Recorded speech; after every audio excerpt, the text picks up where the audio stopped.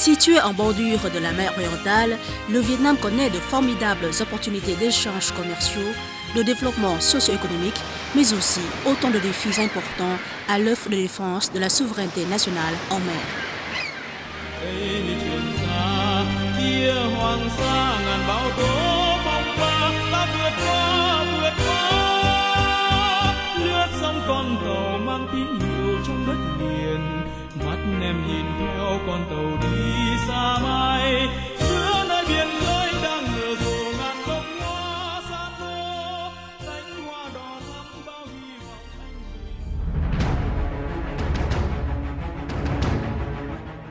L'accord de Genève, signé le 20 juillet 1954, a mis un terme à la guerre d'Indochine. L'article 1 stipule que la rivière de Ben Hai au 17e parallèle sera la ligne de démarcation militaire provisoire. Cette dernière est également prolongée dans les eaux territoriales par un trait perpendiculaire au tracé général de la côte au terme de l'article 4 du dit accord. L'article 14, pour sa part, stipule qu'en attendant les élections générales qui réaliseront l'unité du Vietnam, la République démocratique du Vietnam prend le contrôle de la partie au nord du 17e parallèle, alors que l'administration civile de la partie au sud est assurée par les forces de l'Union française.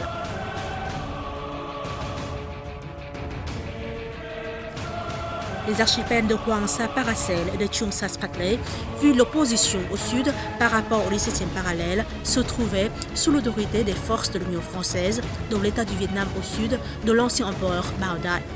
Ces deux archipels étant exclusivement occupés par les Français sans la présence d'aucune autre armée. En avril 1956, les troupes du corps expéditionnaire français d'Indochine ont officiellement quitté le sud du Vietnam.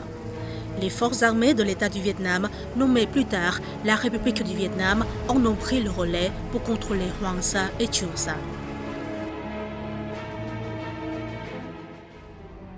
En 1956, la Chine a clandestinement envoyé ses troupes occuper la partie orientale de l'archipel de Hoang Sa Paracel, dont les îles Boisées et Lincoln. Dans la même période, les troupes de Taïwan ont pour leur part occupé de manière illégale l'île Ituaba, la plus grande parmi les îles de Cheung Sa Spratley.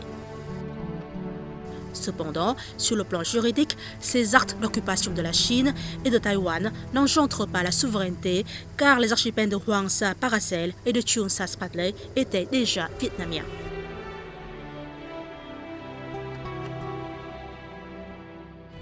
En tant que propriétaire authentique des archipels de Hoang Sa Paracel et de Cheung Sa Spratley, l'administration de la République du Vietnam a continué à affirmer sa souveraineté sur ces îles et en a assuré la gouvernance. À l'époque, il existait sur l'île Patol des maisons d'habitation, une base militaire, une station météorologique, un phare relevant du système international, le temple de la déesse, un appartement ou une stèle de souveraineté du Vietnam. Le 4 juin 1956, le ministre des Affaires étrangères de la République du Vietnam, Vu Van Mo, a prononcé une déclaration réaffirmant la souveraineté du pays sur les deux archipels de Hoang Sa Paracel et de Cheung Sa Spratley. Après avoir occupé les îles principales à l'ouest de l'archipel de Hoang Sa Paracel, le 22 août 1956, les troupes de la République du Vietnam ont débarqué sur les îles principales de l'archipel de Cheung Sa Spratley. Ils y ont érigé des poteaux en pierre attestant de la souveraineté nationale et hissé des drapeaux. Le 22 octobre 1956, le président de la République du Vietnam a promulgué le décret numéro 143 modifiant les frontières des provinces et chefs-lieux du sud du Vietnam, au terme duquel l'archipel de Cheung Sa Spratley est rattaché à la province de Phuoc Tuy. Il a ensuite promulgué un autre décret rattachant cet archipel à la province de Bà Rịa Vũng Tàu.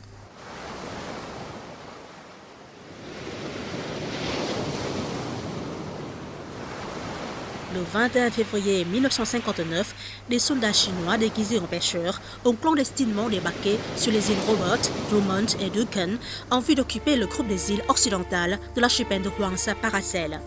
Mais ce complot a été tenu en échec par les forces militaires de la République du Vietnam qui ont alors arrêté 82 faux pêcheurs et 5 bateaux de pêche armés chinois, lesquels ont ensuite été détenus à Da Nang avant d'être remis à la Chine.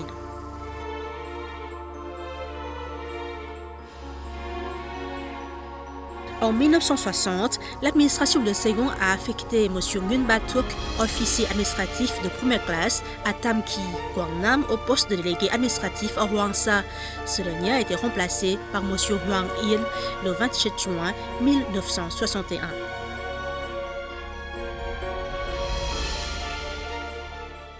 Le 13 juillet 1961, le président de la République du Vietnam a signé le décret numéro 174 plaçant l'archipel de Hoang Sa, relevant alors de la province de Thu Thien, sous l'administration de la province de Quang Nam, créant une unité administrative au niveau communal nommée Dinh Hai. La commune de Dinh Hai relève du district de Hoa Vang et est sous l'autorité d'un délégué d'administration.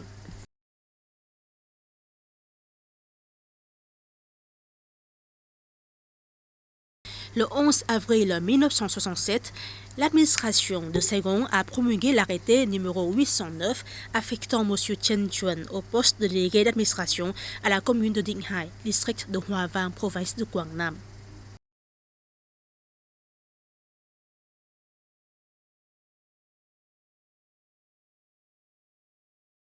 Le 6 septembre 1973, le ministre de l'Intérieur de l'administration de Saigon a signé l'arrêté numéro 420 rattachant l'archipel de Cheung Sa Spratley à la commune de Phuoc Hai, district de Det Do, province de Phuoc Tuy.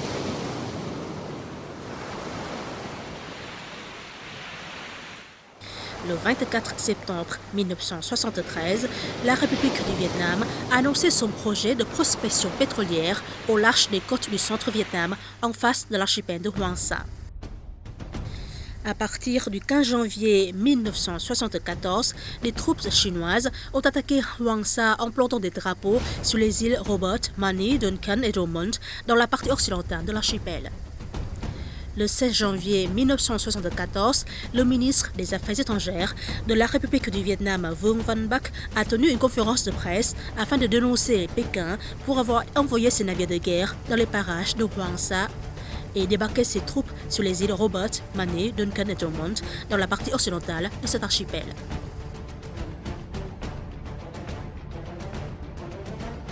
Du 17 au 20 janvier 1974 a éclaté une bataille navale opposant les forces de la marine du Sud-Vietnam aux forces navales, aériennes et d'infanterie de la Chine. Vu le rapport des forces, les troupes du Sud-Vietnam ont perdu la bataille. La Chine a eu recours à la force pour s'emparer de tout l'archipel de Hoang Sa Paracel. La résolution 2625, datée du 24 octobre 1974 de l'Assemblée générale des Nations unies, a bien précisé. Le territoire de l'État ne peut faire l'objet d'une occupation militaire résultant de l'emploi de la force contrairement aux dispositions de la Charte. Le territoire de l'État ne peut faire l'objet d'une acquisition par un autre État à la suite du recours à la menace ou à l'emploi de la force. Nulle acquisition territoriale obtenue par la menace ou l'emploi de la force ne sera reconnue comme légale. L'acquisition forcée par la Chine de l'archipel de Hoang Sa a sérieusement violé la Charte et la résolution 2625 des Nations unies et ne peut donc pas établir la souveraineté de la Chine sur cet archipel. L'observateur de la République du Vietnam auprès des Nations unies a adressé une lettre officielle au président du Conseil de sécurité des Nations unies lui demandant d'examiner l'acte d'atteinte à la souveraineté du Vietnam sur l'archipel de Hoang Sa Paracel. Le 19 janvier 1974, le ministère des Affaires étrangères de la République du Vietnam a rendu public le communiqué numéro 015 appelant les peuples épris de paix et de justice à condamner l'invasion violente chinoise, exhortant la Chine à mettre fin à ces actes dangereux.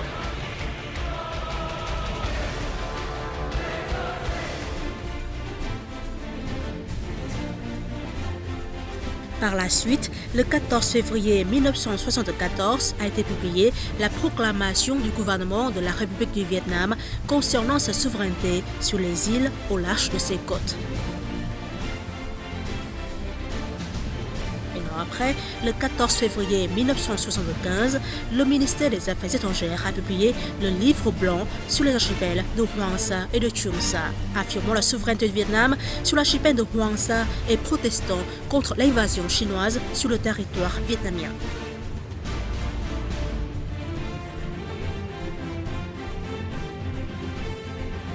Le 26 janvier 1974, le gouvernement révolutionnaire provisoire de la République du Sud-Vietnam a déclaré sa position de 3 points, affirmant que la souveraineté et l'intégrité territoriale étaient des questions sacrées pour chaque peuple et réclamant un règlement pacifique des différents territoriaux dans l'esprit d'égalité et de respect mutuel.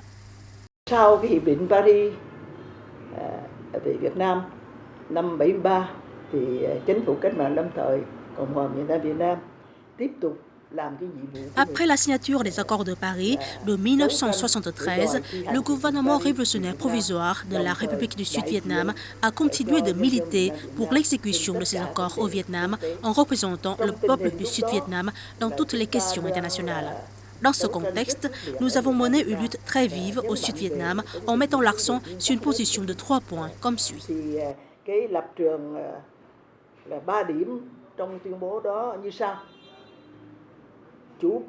Tout d'abord, la souveraineté et l'intégrité territoriale sont sacrées pour chaque peuple. Deuxièmement, les différends historiques, souvent complexes, concernant les frontières entre pays voisins, méritent d'être réexaminés de manière scrupuleuse.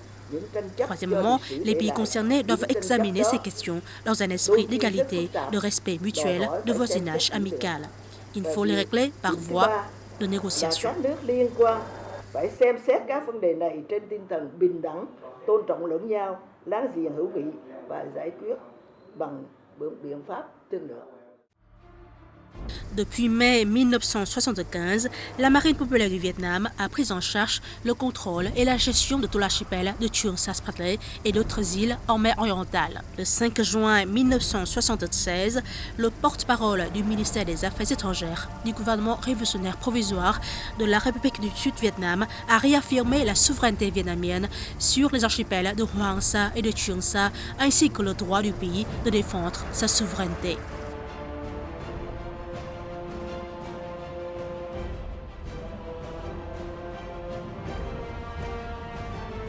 En septembre 1975, lors de sa rencontre avec la délégation du Parti communiste du Vietnam en visite en Chine, le dirigeant chinois Deng Xiaoping. Les divergences entre les deux pays sur la question des archipels de Hoàng Sa Paracel et de Trường Sa Spratly pourront être réglées par voie de négociation. Ce fait a été mentionné dans le mémorandum de la République populaire de Chine datant du 12 mai 1988.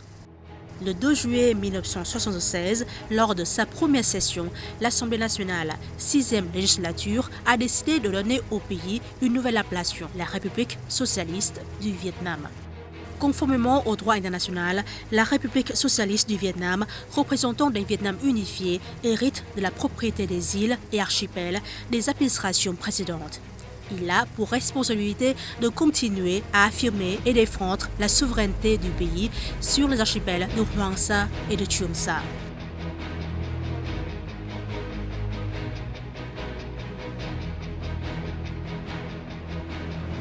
L'État de la République socialiste du Vietnam a mené diverses activités pour exercer sa souveraineté sur Trường Sa et défendre sa souveraineté sur Hoàng Sa qui souffre encore de l'occupation illégale de la Chine.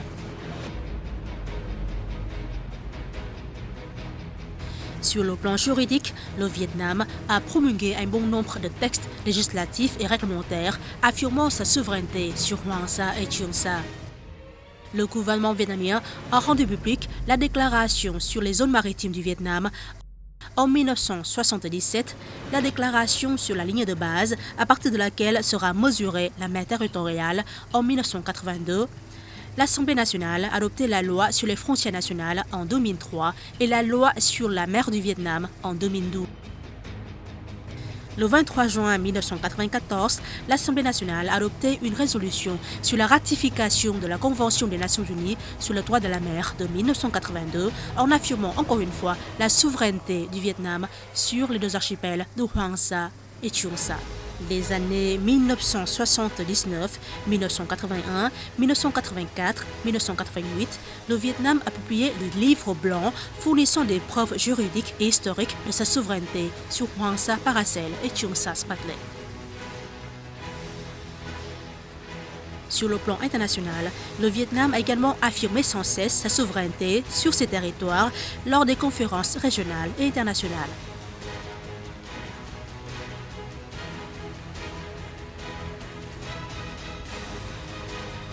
À la deuxième conférence météorologique de la région asiatique en 1980, le Vietnam a lutté pour que sa station météorologique sur l'île de Ba To soit maintenue sur la liste des stations relevant du système international.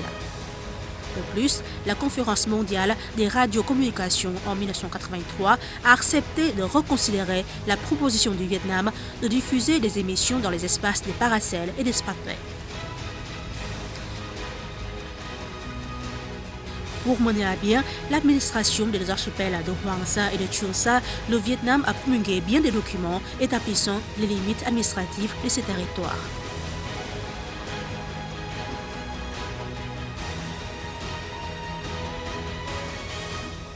En 1982, le gouvernement vietnamien a adopté la résolution numéro 194 sur l'établissement du district de Hoàng Sa relevant de la province de Quang Nam Da Nang et du district de Trường Sa relevant de la province de Dong Nai. En décembre 1982, l'Assemblée nationale de la 7e législature a approuvé une résolution annexant le district de Trường Sa à la province de Phu Khanh, actuellement province de Khánh Hòa. En novembre 1996, lors de sa 10e session, l'Assemblée nationale de la 9e législature a adopté une résolution rattachant le district de Hoàng Sa à la ville de Da Nang, relevant du pouvoir central. Depuis lors, les collectivités locales des deux districts de Hoàng Sa et de Trường Sa ont toujours pleinement exercé leurs fonctions.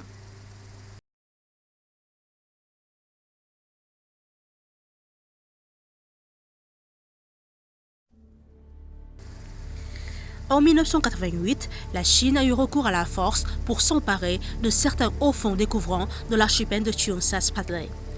D'intenses préparatifs avaient été faits en 1987. La marine chinoise a successivement mené des exercices militaires au sud de la mer Orientale et à l'ouest du Pacifique.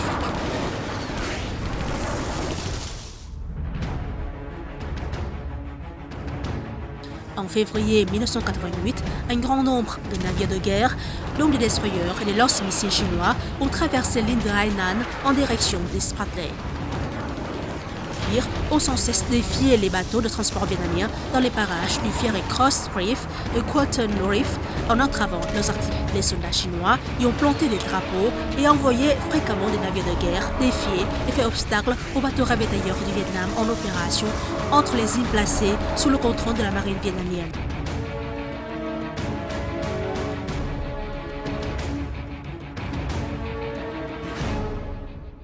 Le 14 mars 1988, une flottille chinoise de 6 bâtiments de guerre, de 3 escorteurs numérotés 502, 509 et 531, dotés de missiles et canons de 100 mm, a attaqué et fait couler 3 bateaux ravitailleurs du Vietnam en opération dans les récifs de Lansdowne, de Collins et de Johnson, du groupe d'îles de Sinkhoi, de l'archipel de Trường Sa Spratly.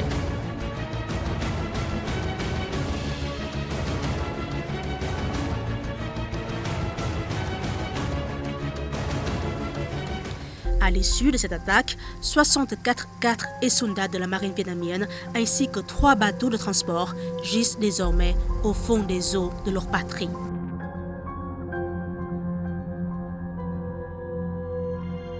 La Chine s'est ainsi emparée par la force et de manière illégale des récifs suivants: Fiery Cross, Quateron, Gavon, Hughes, Johnson et Subi de l'archipel de Trường Sa Spratly du Vietnam.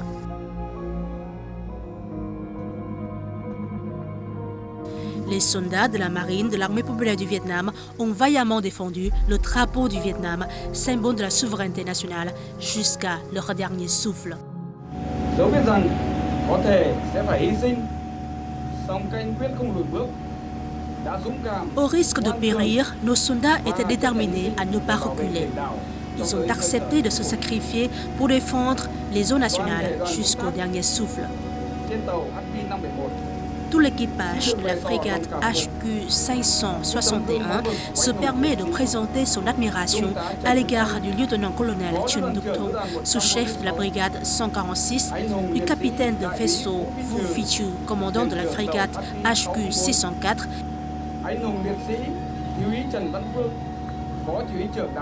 du sous-lieutenant mort pour la patrie Chen Van-Phu, sous-commandant de l'île Johnson, qui, en dépit des attaques ennemies, a su garder le sang-froid.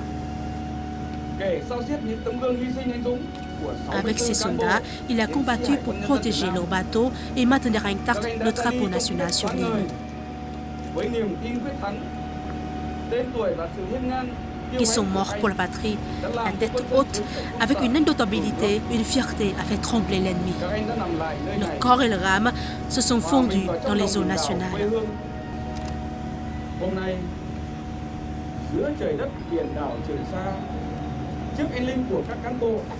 Aujourd'hui, à Cheung Sa, devant ce ciel, cette mer, cette terre imprégnée de l'âme de tous ces héros retraités, avec tout notre respect, toute notre gratitude, nous nous engageons à être à la hauteur des aspirations et de la confiance des prédécesseurs.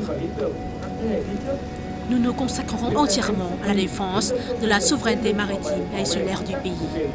Avec tous nos sentiments, notre admiration, notre gratitude et nos profondes émotions, nous nous permettons de faire des offrandes aux morts pour la patrie.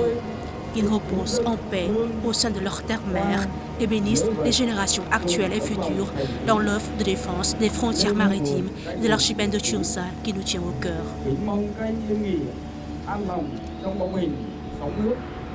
Phù độ cho thế hệ hôm nay và mai sau mãi duyên biển trời Việt Nam, giữ vững Trường Sa thân yêu của Tổ quốc. Sous la pluie de feu s'agitait le drapeau national. Au moment ultime, les îles étaient transformées en frontières. De son corps, il a fait une barricade, faisant obstacle aux ennemis sur les eaux nationales.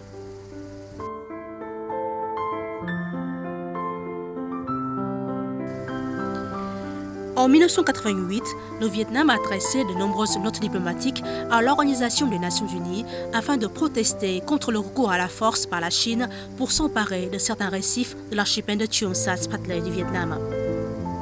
D'autre part, avec la bonne volonté de régler les désaccords par la voie de négociations pacifiques, dans ses notes en date du 17 et du 26 mars 1988, le Vietnam a proposé à la Chine de négocier leur litige, mais cette dernière a refusé en poursuivant son occupation illégale de ces récifs. Le 13 avril 1988, la Chine a rattaché les deux archipels de Hoàng Sa, Paracel et de Cheung Sa Spratley à la province de Hainan. Le lendemain, le 14 avril 1988, le ministère des Affaires étrangères du Vietnam a contesté cet acte illégal. Le gouvernement vietnamien a mené de nombreuses actions concrètes pour exercer sa souveraineté en protestant catégoriquement contre les actes portant atteinte à sa souveraineté sur Hoàng Sa et Cheung Sa. Par différents moyens, remise de notes manifestant sa protestation, déclaration du porte-parole du ministère des Affaires étrangères.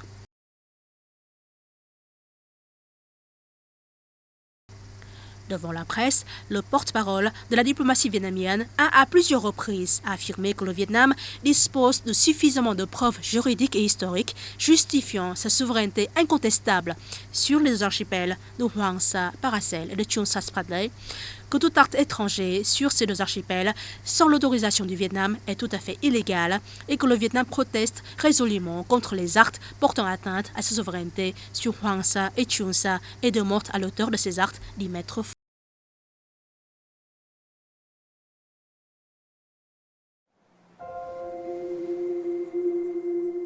Lors des négociations sino-vietnamiennes sur les frontières, à propos des questions maritimes, la délégation vietnamienne affirme toujours que les archipels de Hoàng Sa, Paracel et Cheung Sa Spratley relèvent de la souveraineté du Vietnam. Afin d'encourager et de motiver les soldats en mission sur les îles lointaines, les dirigeants du parti et de l'État leur rendent souvent visite pour leur donner du courage dans la protection des îles sacrées de la patrie.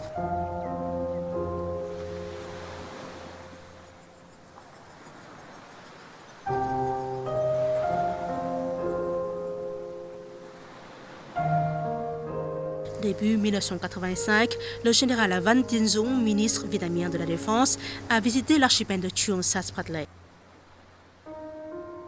En 1987, l'amiral Ja Van Kuong, chef de l'état-major de la marine vietnamienne, s'y est également rendu. En 1994, c'était au tour du vice-premier ministre Nguyen Duc Luong.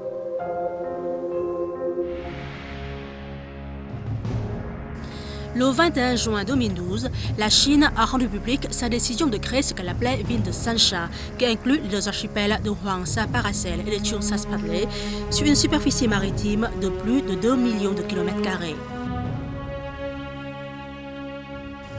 Ensuite, elle a mené une série d'actions en vue de fortifier la soi-disant ville de Sansha et le camp militaire sur l'archipel de Hoang Sa Paracel. Ces actes frauduleux constituent une violation grave de la souveraineté du Vietnam sur Hoang Sa et Chuon Sa, vont à l'encontre de la Charte des Nations Unies et des normes du droit international et sont contraires à l'esprit de la déclaration sur la conduite des parties en mer orientale DOC. Si nous examinons l'histoire de l'archipel des Paracels, nous constaterons que le Vietnam et la Chine prétendent chacun avoir plus d'avantages dans la revendication de la souveraineté sur ces îles. En fait, il ne s'agit pas de disputes en mer, mais de débats sur le droit international. Quand nous parlons du code de conduite ou de la déclaration sur la conduite des parties orientales, COC et DOC, vous demandez quelle est la différence entre ces documents et s'ils sont juridiquement contraignants. Donc la question qui se pose est la suivante. En réalité, quels pays ont refusé de signer le COC?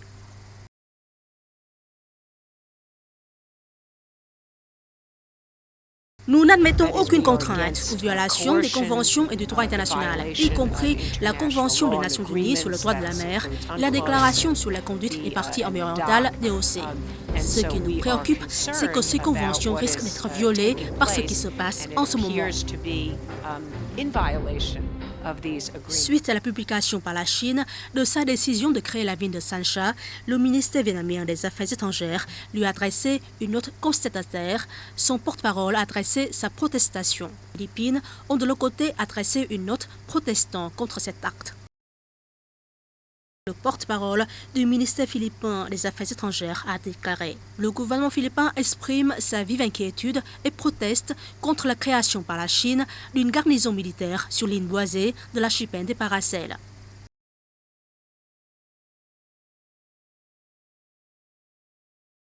Dans sa déclaration du 3 août 2012, le porte-parole du département d'État américain s'est aussi opposé à la création par la Chine de la soi-disant ville de Sansha et d'une garnison militaire sur cette ville. Le Sénat américain avait pour sa part approuvé la résolution 524 sur la mer orientale et les parlementaires avaient vivement critiqué les agissements chinois concernant la soi-disant ville de Sansha.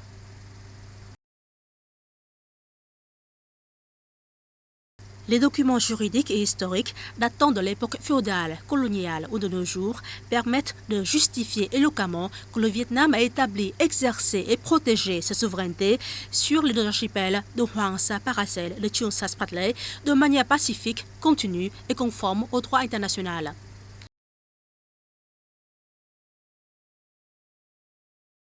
Le professeur Gillian Triggs, directrice du Centre de droit, Université de Sydney, Australie, connue pour ses travaux de recherche de longue haleine intitulés « Conflits frontaliers en mer orientale, questions juridiques internationales », a précisé. La position vietnamienne est plus pertinente. La Chine ne peut pas revendiquer sa souveraineté sur la base de l'occupation et le Vietnam a à plusieurs reprises protesté contre la Chine pour maintenir son titre issu des preuves historiques.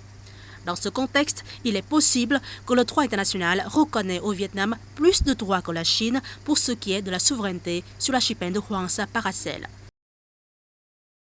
En ce qui concerne l'archipel de Chuon Sa Spratley, le professeur Gillian Triggs a émis des observations suivantes. Grâce à la prise de possession et du contrôle datant de la colonisation française, le Vietnam semble avoir des revendications plus fortes sur l'archipel des Spratley par rapport à d'autres États. Il dispose de revendications séculaires à travers toute la dynastie annamite et a depuis 1956 occupé de nombreuses îles. Avec la bonne volonté d'un peuple pacifique, désireux de maintenir la paix et la stabilité environnementale, de promouvoir la prospérité régionale,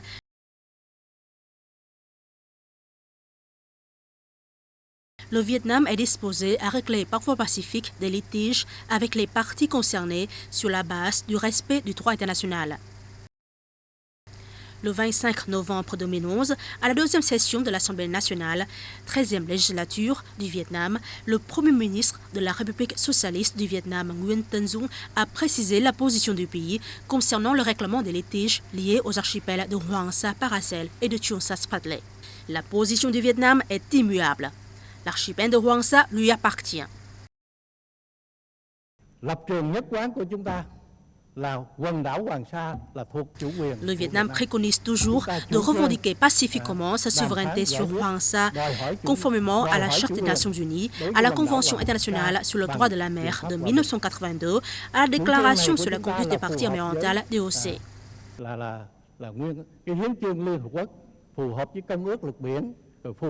Pour ce qui est de l'archipel de Trường Sa, le Vietnam préconise d'appliquer à la lettre la Convention internationale sur le droit de la mer de 1982, la Déclaration sur la conduite des parties environnementales DOC,